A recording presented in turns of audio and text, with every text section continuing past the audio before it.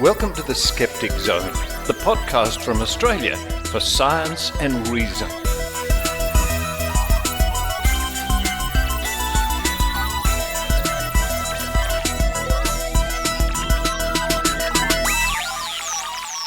Yes, it's the Skeptic Zone podcast, episode number 645 for the 21st of February 2021. Richard Saunders coming to you from Sydney, Australia. The Skeptic Zone, the podcast that asks the big question, do cockatoos like Vegemite? No, there are some more questions we need to ask, actually. Coming up on this week's show, we're going to begin with a report of former celebrity chef, who we've mentioned many times on the show before, and conspiracy theorist Pete Evans, banned again. This time he's been banned from Instagram, which is a bit of a pity for poor old Pete, because he's also announced a run for the Senate. And in fact, what's not mentioned in the report coming up is just yesterday, Pete Evans appeared before a crowd of anti-vaxxers in Sydney in a bit of a rambling address to the crowd. Said he was going to be running for the Senate. And there were crowds of people in Sydney and Brisbane and Melbourne. It seems to me, anti-vaxxers, and in Melbourne, sadly that resulted in violence and arrests. Yes, the anti-vaxxers aren't going away, and they're sort of still intertwined somewhat with the anti-5G protesters. Anyway, we can hear about Pete Evans at the top of the show. Following that, it's Logical Fallacies with Michelle Bijkersma. This week, Michelle looks at the argument from Gibberish. I've been accused of that on occasion. And this, my friends, this is the last of the Logical Fallacies from Michelle Bijkersma. At least for now. This represents 40. It's the 40th Logical Fallacies from Michelle Bijkersma, which she has presented over the course of the last year. About this time last year, I was announcing to you all that we have a new reporter with a new segment. Michelle Bijkersma will be doing Logical Fallacies. Congratulations, Michelle. A spectacular effort. But don't think you're getting off the hook, Michelle. I certainly hope there'll be more from you to come in the year ahead. After that, we look at the big issue in Australia at the moment with Facebook, concerning Facebook, where many of you know Facebook censored news and information sites from its Australian customers. Are we customers? Users, I guess, is the best term to use. And while I don't pretend to know all the ins and outs of the political argument or the copyright argument or things like that, it was not a good thing, in my opinion, for Facebook to do this at all. And I'll outline my reasons with a few quotes from other sources coming up later on in the show, including the fact that the Australian skeptics were negatively impacted by Facebook's shenanigans. After that, it's the Book of Tim with Tim Mendham. This week, part 2 of his series looking into phrenology. And phrenology, along with biorhythms and a few others, are the rare example of crackpot ideas that have gone, largely disappeared, and it takes a lot for a crackpot idea to be forgotten by the New Age crowd. After that, it's part 8 of our look into the psychic and paranormal testing from the 1950s into the unknown, in our Trove segment, where we hear the summing up, the beginning of the summing up from the panel over 70 years ago. Stay tuned at the end of the episode for more announcements from me. But now it's time for me to put on my big, fluffy white dressing gown, run downstairs, have a cup of coffee. While I'm doing that, I hope you enjoy the Skeptic Zone.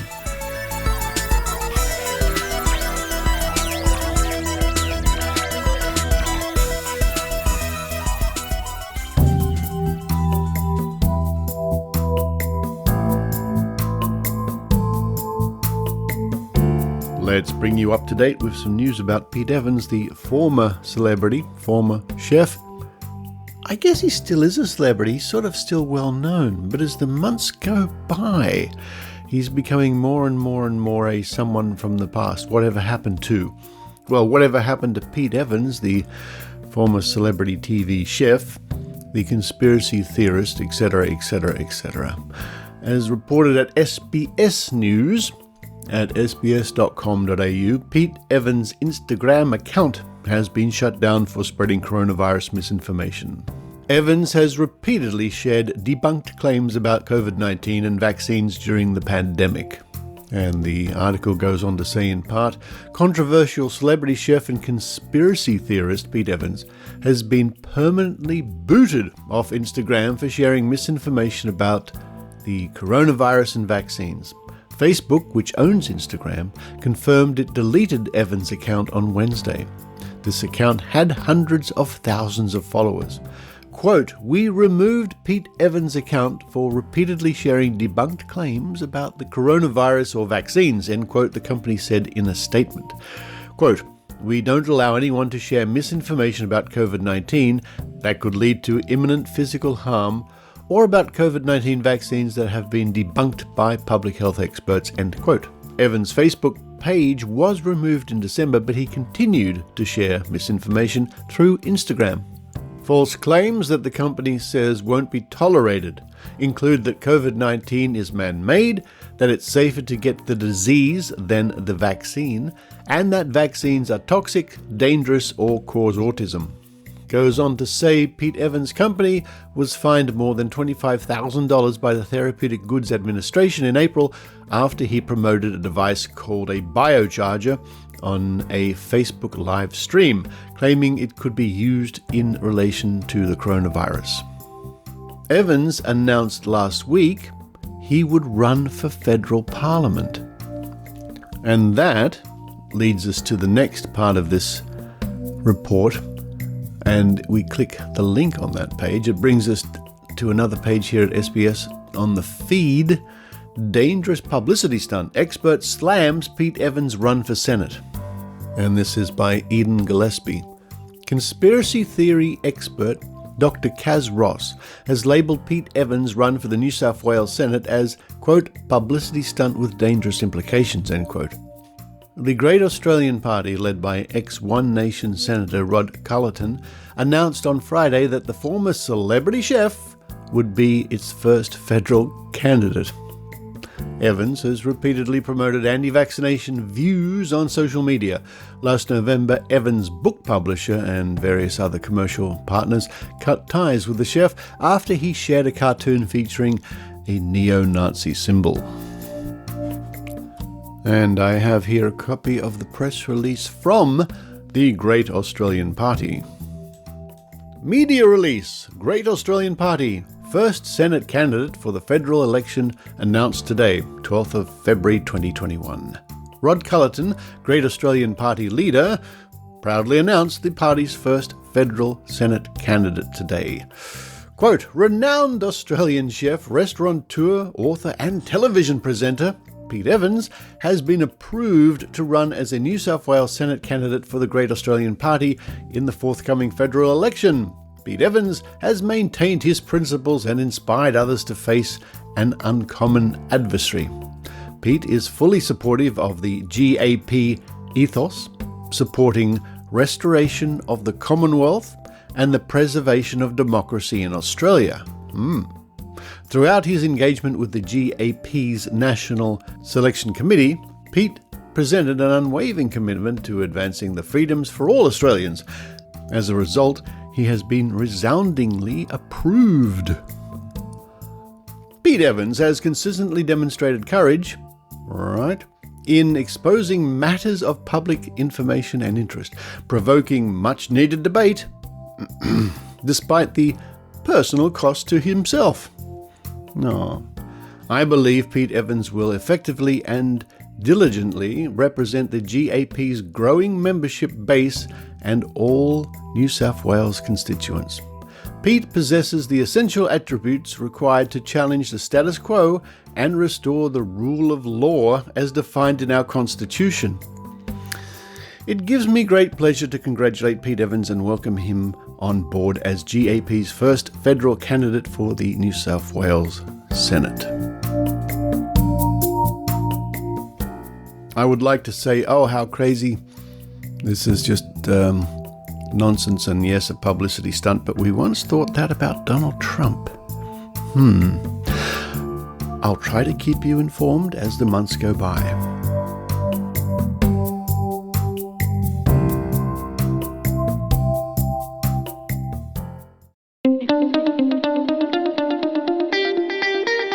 I'm Mick West. In my podcast, Tales from the Rabbit Hole, I have extended conversations with people who have been involved in conspiracy culture.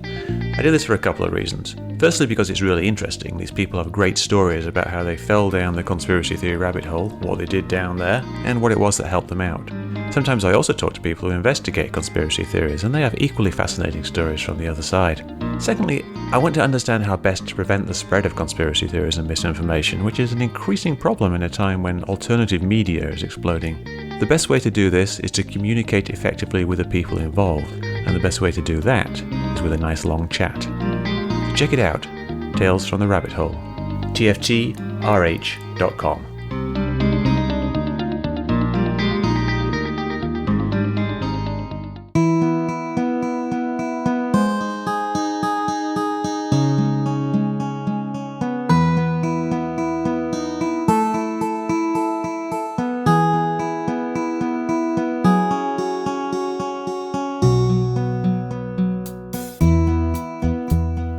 Logical fallacies. What are logical fallacies, and why is it important that critical thinkers should know about them? A logical fallacy is an error we can make in reasoning, but it usually crops up when we are discussing or arguing our point of view. Some people might even knowingly use them to try and score cheap points in an argument due to intellectual laziness. They are traps we can fall into, but if we know what to look out for, we can spot them when they occur and stop ourselves from using them. This time we'll look at argument from gibberish. This occurs when a person makes a claim that something is true, then supports that claim with an explanation that includes highly technical jargon from a field that is difficult to comprehend. It also occurs when a claim is based on pure gibberish in lieu of a strong argument. Both of these types of arguments are deliberately obtuse and designed to shut down or confuse the person questioning the claim. It relies on a person's lack of familiarity with the jargon or their scientific illiteracy, and commonly appears in the pseudosciences that make reference to such notions as energy fields. My neighbour was researching transcendental meditation and came across some information about how to achieve humankind's ascension into higher creational forms. He said the information could be difficult to follow for people not well versed in spiritual science, but the claims were all backed by solid arguments. Rather than providing solid arguments, it is more common to see gibberish being used to create such arguments to back up the claim. For example, you may see something like a claim that sentient beings can collectively raise the level of the matrix of their creation through the synchronized raising of their vibrational energy. The role of the Earth matrix integrates the individual realities into that of space-time fields, and awareness systematically flows back from the cosmos to the consciousness of the human mind, achieving higher states of evolution. This kind of word salad is intended to sound as though it was actually based in science and is deliberately phrased in a way to intimidate. It uses big words and relies on scientific illiteracy in order to sound convincing. It is hoped that the reader or listener will simply defer and accept the argument in an "I'll take your word for that" kind of way. I saw this ad on my social media newsfeed today. It claims that the Biocharger Revitalizer is a simple and inexpensive device designed as an integrated energy system that subtly stimulates and energizes the body's own energy in a safe and therapeutic way. It has the potential to cure fatigue, generate vitality, and enhance athletic performance, depending on the potential of the individual user. The device produces digitally pulsed electromagnetic fields, PEMP, through a range of frequencies that the cell can vibrate and resonate with in a customized way. Such claims often go into technical detail in the hope that the jargon and references to actual physics and biology will be taken for granted as accurate. So-called energy medicine relies on debunked ideas such as that the body can be charged by a biocompatible energy field. The belief is that the individual cells in the body selectively resonate with the vibrations and frequencies surrounding them. Unhealthy cells supposedly absorb more energy as the voltage they generate is lower than healthy cells capable of producing more of their own energy requirements. Apparently, all that is required is to provide a broad enough range of pulsed harmonics and a bandwidth of frequencies in which the cells can find their match. However, in the words of Skepdoc Harriet Hall, never mind that cells don't vibrate, don't resonate, and don't have frequencies. A tuning fork can vibrate and a radio station can have a frequency, but a pancreas can't. I read a newspaper article that said when dismissing astrology, skeptics claim that there is no connection between the stars and the human mind. Yet, science tells us this is not so, and we can make connections between the two based on an understanding of electromagnetism. Some astrologers draw on astrophysics and neuroscience when making claims that astrology is scientifically proven, and they concoct explanations that combine facts from both fields to produce a whole new false concept. For example, you may see an explanation that states the effect of multiple neurons firing together in an area of the brain generates a measurable magnetic field outside the head. These neuromagnetic signals generated by the brain are only around 1/1000th of the strength of the Earth's magnetic field. So it is no great leap to conclude that the Sun, Moon and planets, all which create tidal effects in the Earth's magnetosphere and cause fluctuations in the geomagnetic surface of the Earth, must have an influence on the human brain. Not only is this a false claim that we can easily detect by the weasel words, no great leap to conclude, the astrologers are hoping to bamboozle their target audience with the scientific vocabulary and try to capitalise on the scientific illiteracy of their followers. You may have heard the expression, if you can't dazzle them with brilliance, baffle them with BS. This is definitely applicable to all arguments from gibberish.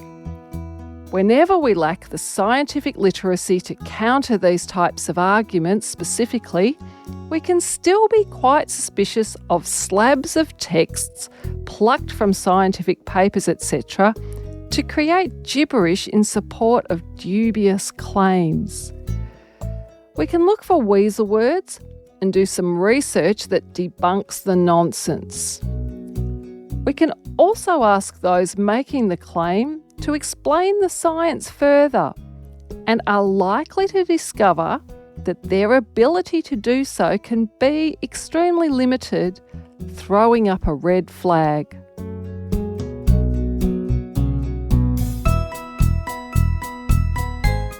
Knowing a logical fallacy when you hear one, and even knowing its name, is important when arguing your point of view. However, you may come across as arrogant and not get very far if you call it out by name to your opponent when you hear it being used. If If your opponent calls you out for using one, it's time to stop and think about how you are making your case. Use your knowledge of logical fallacies wisely, and remember that even if your point of view is right and you know all the pitfalls in arguing your case, it doesn't always mean you'll win on the day. And as skeptics, we must also remember that we too can be wrong at times. I'm Michelle Bijkersma from the Vic Skeptics. Thanks for listening.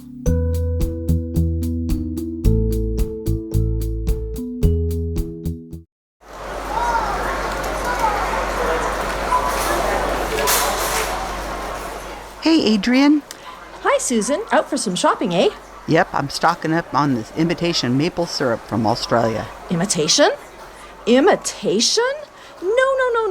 You need to buy the real thing from Canada. But I saw the TV commercial and it said that noted pancake eating expert Richard Saunders says it's the best maple syrup money can buy, and 60% of people preferred it in a blind taste test. Everyone knows it's the best. Oh, come on, Susan. You know better than that. That's the argument from authority. It is?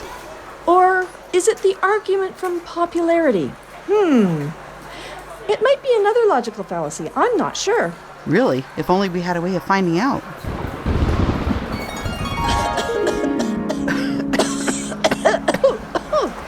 Hello, everyone. Oh my! It's the skeptical fairy godmother angel from the internet. Yes, that's right. But how did you know who I am? I listened to the Skeptic Zone podcast. Also, didn't you used to be the tooth fairy? Oh, yes. I remember you. I'll never forget your left upper lateral incisor. Would you like it back? No, it's okay. You keep it. Hey, skeptical fairy godmother angel, what are you doing here in the supermarket? I've come to tell you that you can find out about 40 different logical fallacies on YouTube in one handy location. Listen to each one to hear an explanation and examples of how they might be used. Oh. Just go to tinyurl.com/logicalzone and you'll find all the logical fallacies with Michelle Bijkersma with handy time codes to get to the exact one you want. Who is Michelle Bijkersma? Oh, just a friend of mine. tinyurl.com/logicalzone. Thank you, skeptical fairy godmother angel. I guess you'll disappear in a puff of smoke and thunder now, eh? Not quite yet. I have a bit of shopping to do. Susan? Yes? Where do I find the Australian maple syrup? What? No. Come with me, so-called skeptical fairy. This is real maple syrup from Canada. Made with real maple.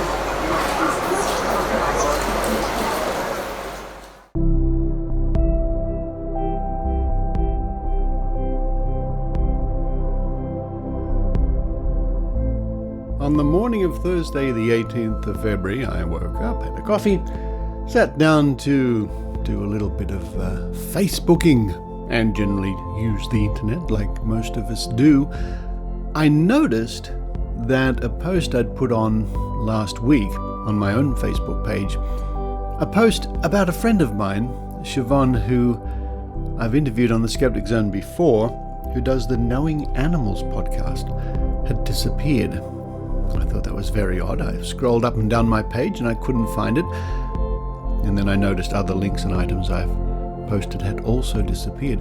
The thing about the one from Siobhan was it was a very important piece, a link to the ABC here in Australia, a link about her story with ovarian cancer. And it was indeed a very important piece. So I was quite confused and concerned, and it didn't take long for the news to filter through to me that Facebook had acted suddenly Thursday morning Australian time and deleted content, millions of pages worth of content, links from Australian news and information sources. Facebook are having a rather strange negotiation with the Australian government at the moment due to new media laws which may come in before long, which would require Facebook and other media companies like that to pay for local news content. Be that as it may, the repercussions of Facebook's very sudden and heavy-handed actions were probably not what they themselves were expecting, which does not paint them in a very good light at all. And I draw your attention to a posting made at the Australian Skeptics website on the 19th of February, and this is by Lauren Cochrane. Facebook puts critical health information at risk by blocking legitimate news sources. Like many organisations, Australian Skeptics Inc. was affected by Facebook's changes to sharing and viewing news in Australia. Why we are pleased to see that our Facebook page and past posts have been restored today, our own site content is still unavailable to be shared on Facebook. Several government health pages like Queensland Health, Sydney Local Health District and Western Sydney Health also found their content was restricted Thursday morning. Yet by the afternoon they were back online and sharing critical health information. The content restrictions are being widely criticised as putting credible public health communications at risk during the COVID-19 pandemic. Professor Julie Leask of the University of Sydney tweeted her concern over the timing of the Facebook restrictions just as the COVID-19 vaccine rollout is set to start in a few days' time. And here we have a screenshot of the tweet in question, and it was triggered by a tweet from Light for Riley, and that account is all about vaccine and preventing infant death. And Light for Riley tweeted, "No access to South Australian Health, Queensland Health, Telethon Kids Institute Facebook pages either. All their content has been removed." And the reply from Julie Leask, 3 days before Australia's vaccine rollout, Facebook also stopped access to government and other websites, the very time we rely on people accessing vaccine information easily. Michael Steffens, research fellow at the National Centre for Immunisation Research and Surveillance, expressed similar concerns in an article on The Conversation. Quote, "Now more than ever, we need credible, evidence-based information about COVID-19 circulating on social media. As legitimate news sources, health departments and science organizations were silenced. Conspiracy theorists and rogue politicians who have spread misinformation in the past could continue posting." Belinda Barnett, senior lecturer in media and communications at Swinburne University of Technology, expressed in her opinion piece for The Guardian that by blocking legitimate news sources, Facebook's past statements about stopping the spread of misinformation on the platform now seem farcical. While we continue working on resolving the issue so our own website content can be shared to Facebook again, we recommend that you follow us on Twitter to see the news items of skeptical interest that we'll continue to share there. Our Australian Skeptics Inc. newsletter will also continue to summarise the latest news of interest to skeptics, so we encourage you to subscribe to our mailing list in order to stay informed. And of course, if you want to follow the Australian Skeptics on Twitter, that's very easy. Just head to @Aust, A-U-S-T, Skeptics, spelt with a K. So that's @Aust Skeptics. And of course, the newsletter referred to is the one we regularly read highlights from here on the Skeptic Zone, and we encourage you each time we do that to subscribe to the newsletter, and now more so than ever. Now, I for one don't know all the ins and outs and legal repercussions and copyright issues and so on and so forth with this whole debacle, but I do find it startling that Facebook would take such a heavy-handed and in my opinion, over-the-top reaction or action to somehow try and teach us a lesson here in Australia, or whatever they were thinking, instead of continuing to negotiate at the table with the government. They have not put themselves in a good light, and governments around the world are taking a careful look to see what's going to happen here in Australia. Thank you to Lauren Cochrane, with the help of Tim Mendham, for putting that news item together. And I'll link to that in this week's show notes.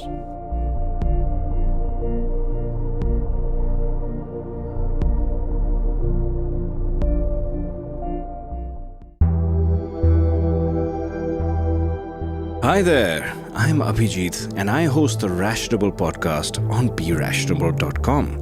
Every couple of weeks, I science the hell out of alternative medicines, health and nutrition fads, social media forwards, science news, and lots more. Of course, you can find all of my articles, podcast episodes, and lots more on www.berationable.com. See you there, and until then, always be rationable.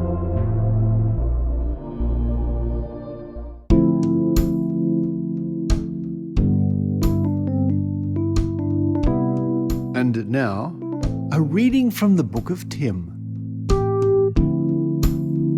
with Tim Mendham.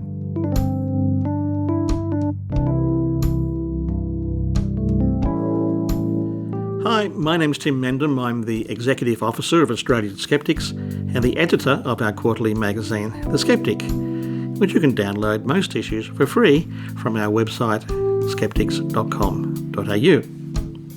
Now, today I'm reading you part 2 of an article on phrenology. Now, the article's called It's All in Your Head and was written by Michelle Cooper, who's a scientist and author of books for teenagers. Now, this comes from the Skeptic magazine, December 2018, which is volume 38, number 4. And as I said, you can download the entire issue for free off our website.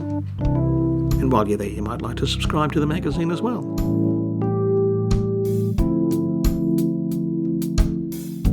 But anyway, part 2 we're looking at phrenology, and in the first part we looked at the history of phrenology, which is reading bumps on the head to indicate character, etc.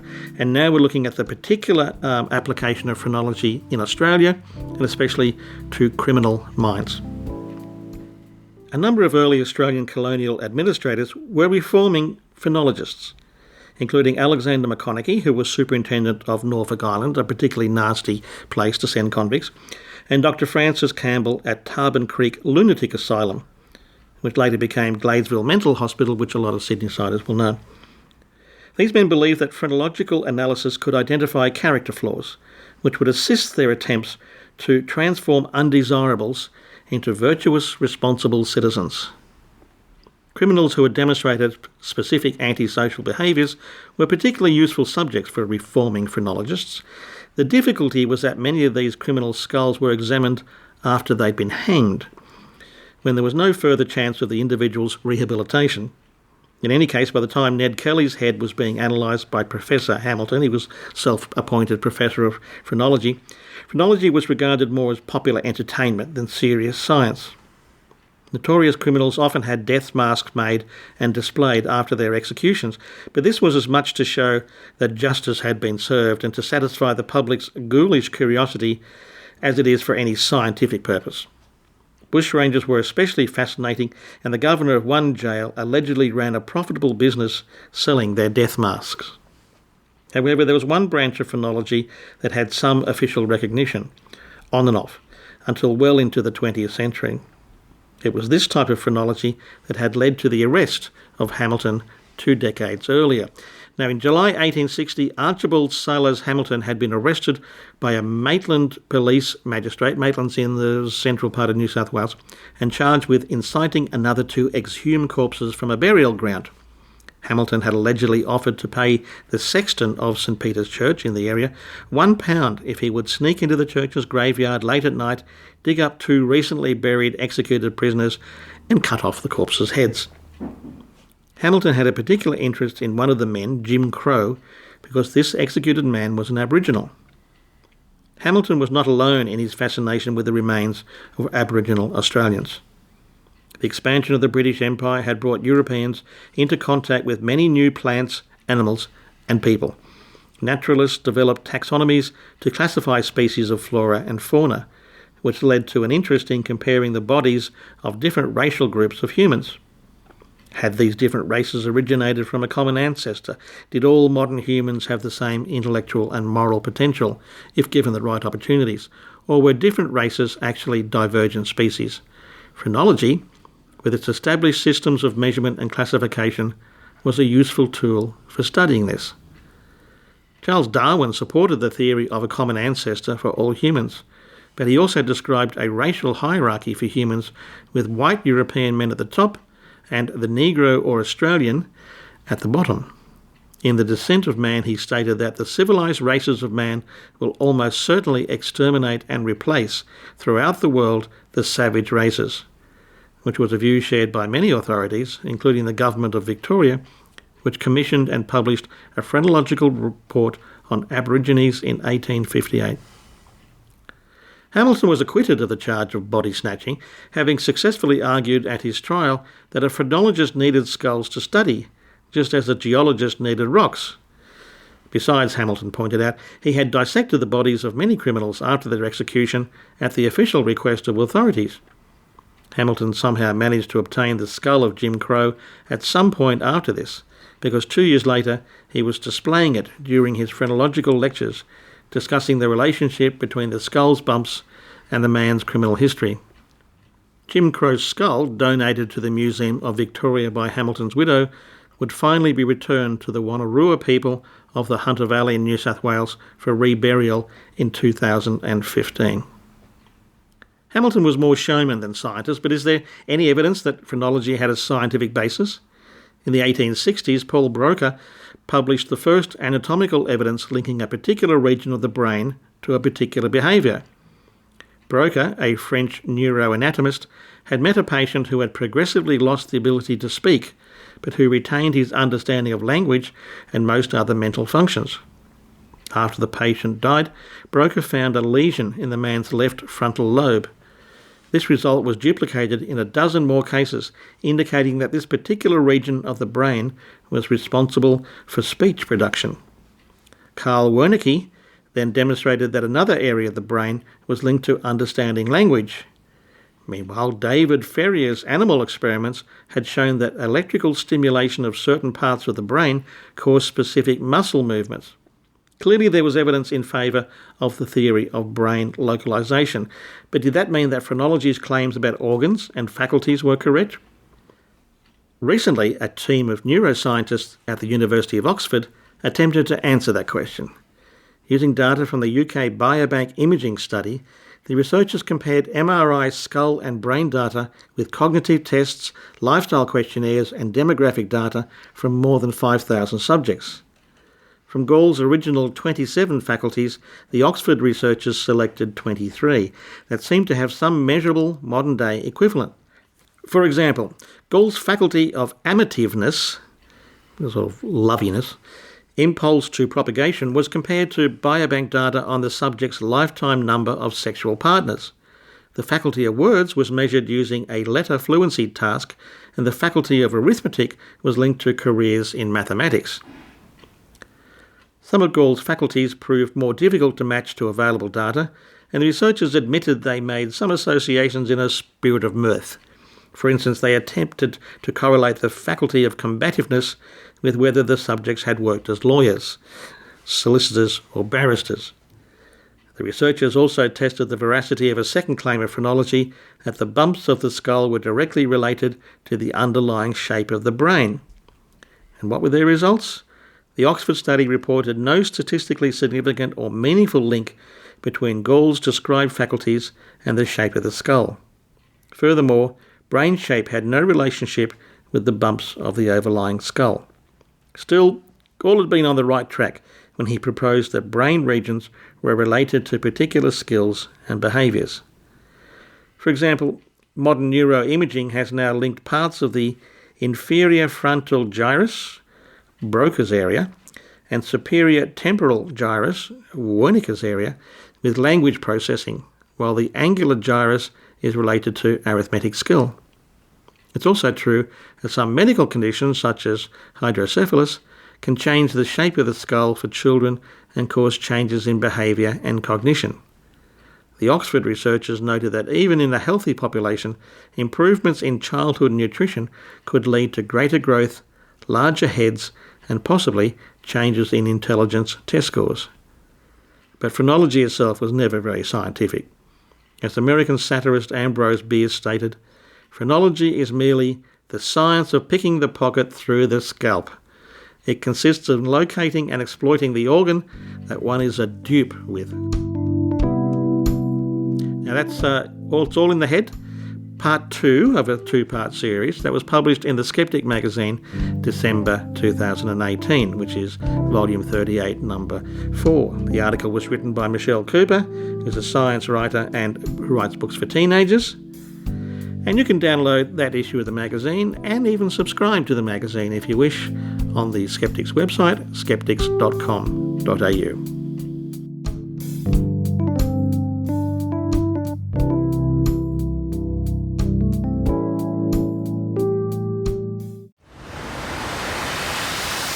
I started listening to Ono, Ross and Carey shortly after I broke my arm. I couldn't get my book started. It was just after my landlord died. I was allergic to water.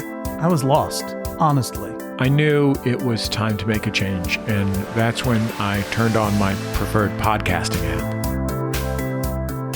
What if all the answers I was looking for? What if they were all right here? There's something about Oh No, Ross and Carey that you just can't get anywhere else. They're thought leaders, discoverers, founders. I'd call them heroes. Healers. Luminaries. Ross and Carey don't just report on fringe science, spirituality, and claims of the paranormal. They take part themselves. They show up so you don't have to. But you might find that you want to. My arm is better. I wrote an entire book this weekend. It's terrible, but I did it. My landlord came back from the dead. If I can listen to this podcast, anyone can do it. Just go to MaximumFun.org. Thank you, Ross and Carey. Oh No, Ross and Carey is just a podcast. It doesn't do anything. It's just sounds you listen to in your ears. All these people are made up. Goodbye.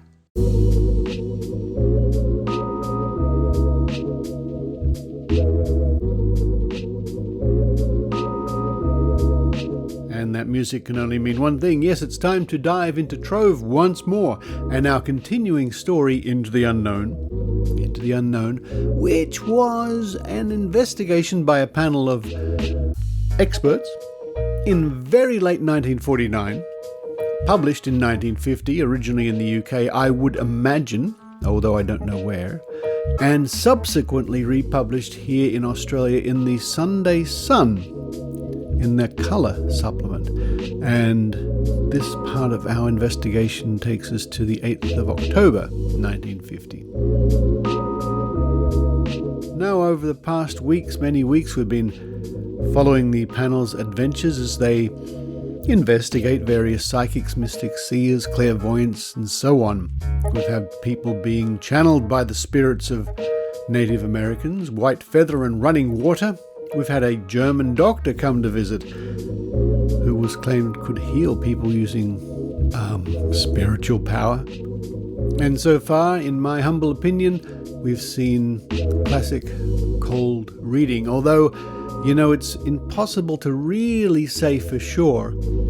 I don't know how this event was recorded. It sounds to me, or it reads to me like it was recorded on some device, then transcribed, or someone was there taking shorthand. I don't know.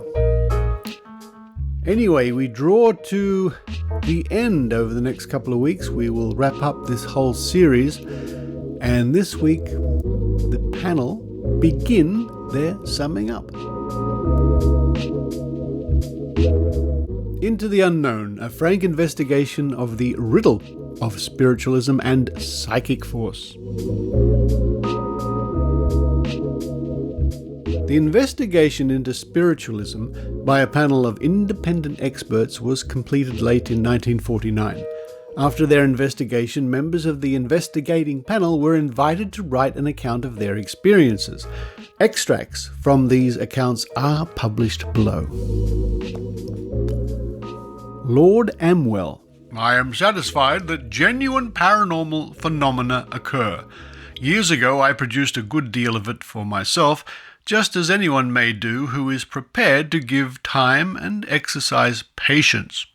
And here, let me say that while commercialized spiritualism is more or less phony, and the movement should be cleaned up by its honest members, nobody today can read the vast and authoritative literature relating to psychical research that is available and not be convinced that genuine mediumship exists.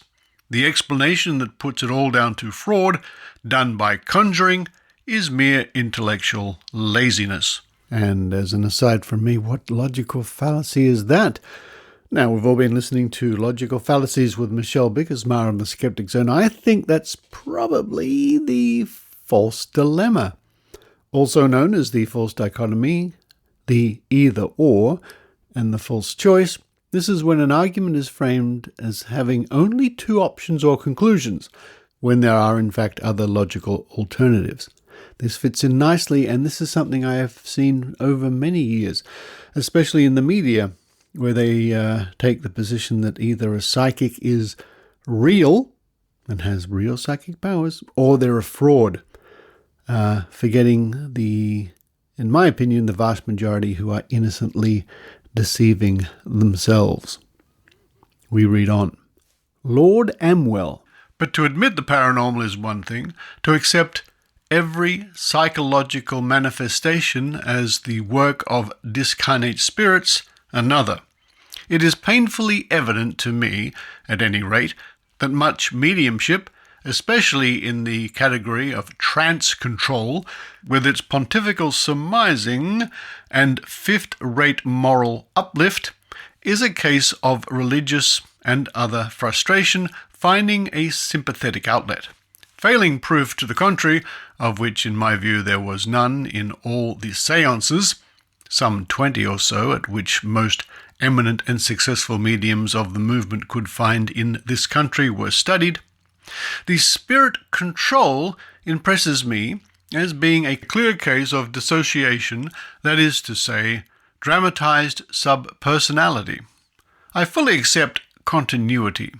I believe that we go on, although I think it very doubtful that we do in the sense and in the way that spiritualist philosophy describes.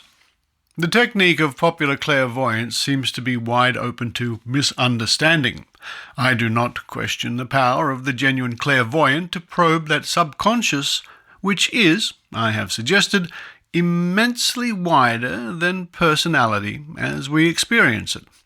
But there is normally a good deal of hit or miss in clairvoyant demonstrations, as well as much guessing, fishing, and eking out. Is it? And would it be's predominate?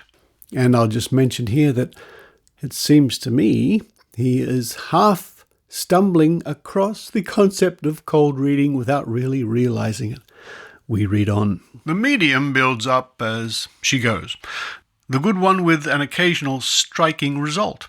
The other kind trusts to a train of Jacks, Harrys, Freds, and Emmas to invoke the requisite initial response.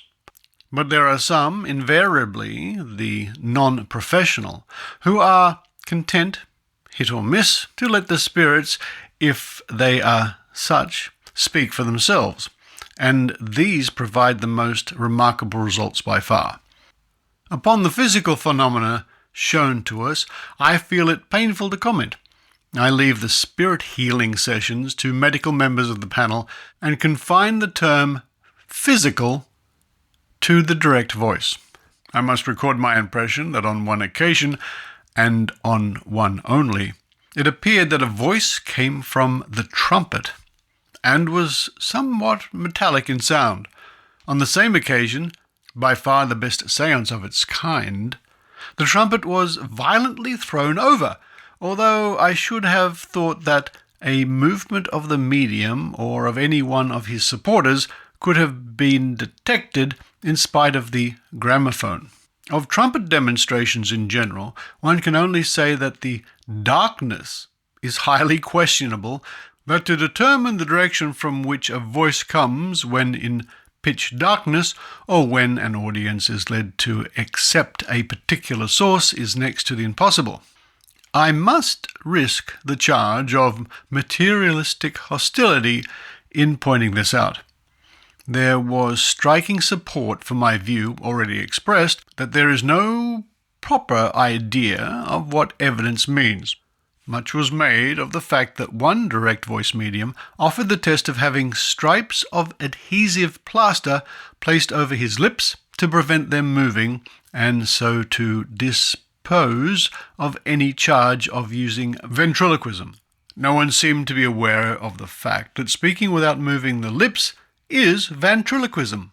I have seen the late Arthur Prince demonstrate with adhesive tape for the entertainment of a private circle of magicians. Private, because drawing attention to the lips as such in public is bad magical technique. And before we read on, I wonder why, especially in those days, and it can still happen now, that so many mediums in a traditional seance insist that the room be pitch black. And not long ago, some videos came to my attention of a seance held in the pitch black. Somebody had sneakily put in a night vision camera only to see the so-called medium stand up and wander around the room and wave things and pretend to be a spirit. We read on. Sir John Anderson. I could never regard spiritualism as a religion, for it seems to have a much wider mission ahead of it. I regard it as a branch of the tree of truth, to stir mankind to seek and find the truth of survival and of the many pitfalls that await the individual and the world's destiny. With regard to my attitude towards mediumship, I must frankly admit that some of the professional mediums are not being influenced from spheres of rarefied mind, but nevertheless most of them are absolutely genuine. These people certainly do give proof of survival in most cases. Personally, I feel that trivial messages from a departed soul or souls are not of much value to the receiver, but in many instances do console a mourner and give fresh courage to know that the soul is absolutely eternal. We are, of course, assured of this by Christ, and this truth is a bulwark of the Christian faith. Whatever I may be inspired to write in prose or poetry forms, I claim that I receive the thoughts to enable me to express them from an unseen psychic force.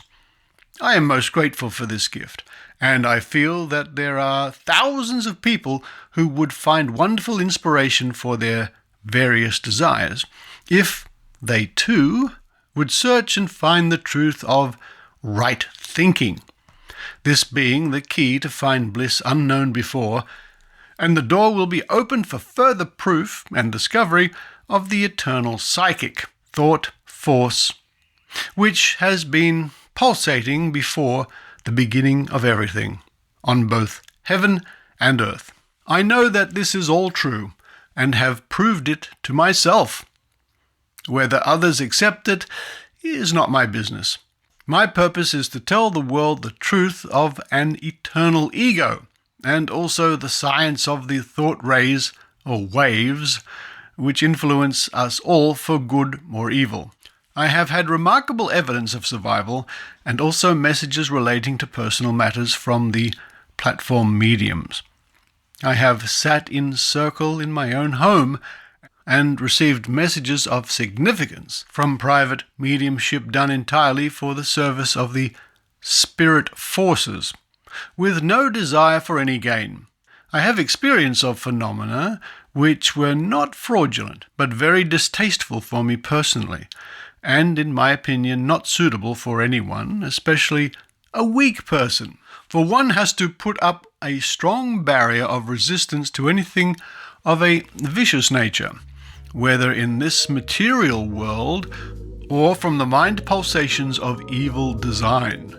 I pitied the mediums who were so constructed only to be able to contact warped thoughts of past entities. And I'll break in here again to say, what? Good grief. Sir John Anderson? Wow, that was quite a summing up.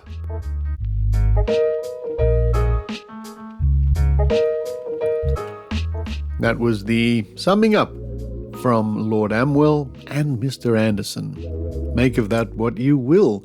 Next week, we hear the thoughts and opinions of Dr. Bended and Mrs. Haldane.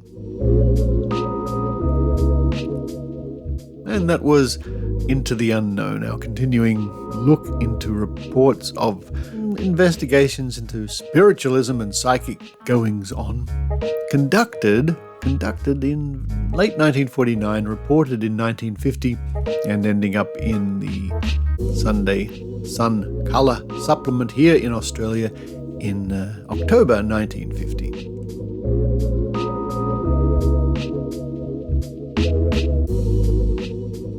And you can read that for yourself at trove.nla.gov.au with a link in this week's show notes.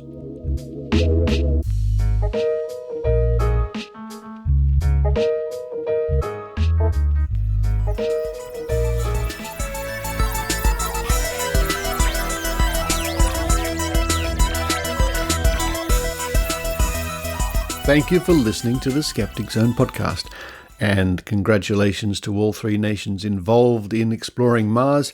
As far as I know, all three missions so far have been successful, with the NASA one, the Jet Propulsion Laboratories, being spectacularly successful so far, in so much as the few photographs I've seen have been startling.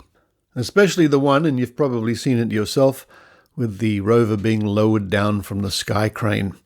And it's tantalizing to think that we might soon see a video of that event. Thank you to those people who continue to support the Skeptic Zone at skepticzone.tv via PayPal or Patreon, and welcome aboard the new Patreons in the last week. The suggested amount, of course, is $5 a month. $5 a month? Is that all? I spent more yesterday on coffee. And some people certainly chip in with more than that, which is fabulous and very much appreciated by all of you. I think all of you people out there who simply enjoy the Skeptic Zone can thank those people who chip in even a little bit a month, because it's those people mean that you people hear the show.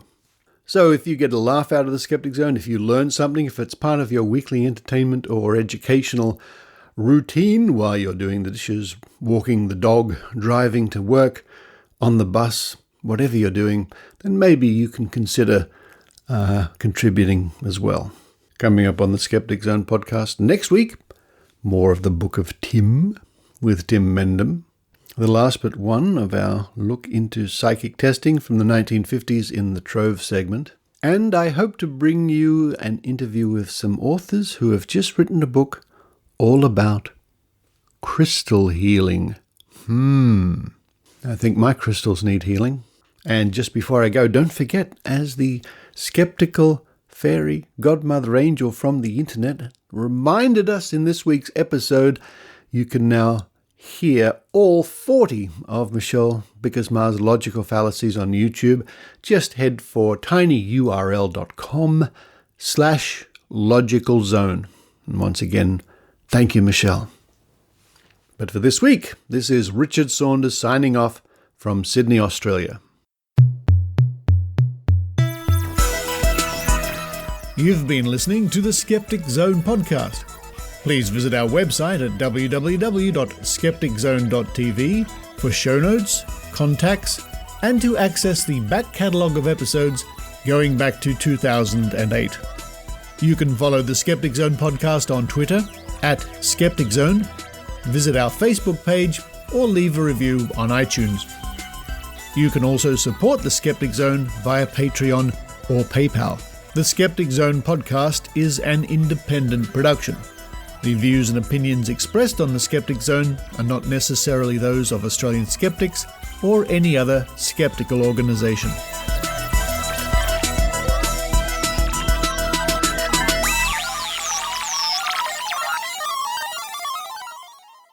more than 5,000 subjects. From Gauls...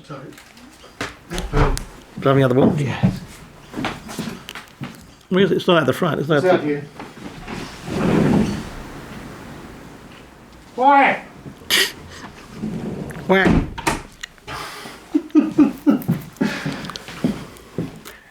If only the Skeptic Zone fans knew what we have to go through to make this. Well, you keep talking about the bird. I can't hear them when I listen to your podcast. That's because I turn them down a lot. Yeah, but you keep talking about him, and I can't. I'm listening. No, the man's crazy. There's no birds. It's in his head. I have a bird in my head. Okay, I'll start that paragraph again because it's all one sentence. Hello to the afterthoughts, the people who listen after the music for the dice game. Here we go. A D6 this week, folks. If you haven't heard this part of the show before, I roll a die, a D10, a D6, sometimes a D30, a D4, sometimes even. Or is it a D3? Where's 1, 2, 3? No, I think it's a D4. Anyway, whatever. And you see if you can predict or guess. Is that the same thing? No, not really. What numbers are going to come up? I have my Skeptic Zone pen, Skeptic Zone notepad on my Skeptic Zone desk, and here's my Skeptic Zone die. It's a D6 this week, a D6. I'm going to roll it 3 times. Here we go. Guess away. Roll number 1 is a 1. 1 for 1. Roll number 2 is a 4. 1, 4. Roll number 3 is a 3. Roll number 1 was a 1. Roll number 3 was a 3. This week's numbers are 1, 4, 3, and the supplementary, as they play on those lotto games, will be rolled with a D10, a 10-sided die. Here we go. So you have a choice of 1, 2, 3, 4, 5, 6, 7, 8, 9, or 10. Oh, it's a 1. Today's winning numbers: 1, 4, 3, and 1.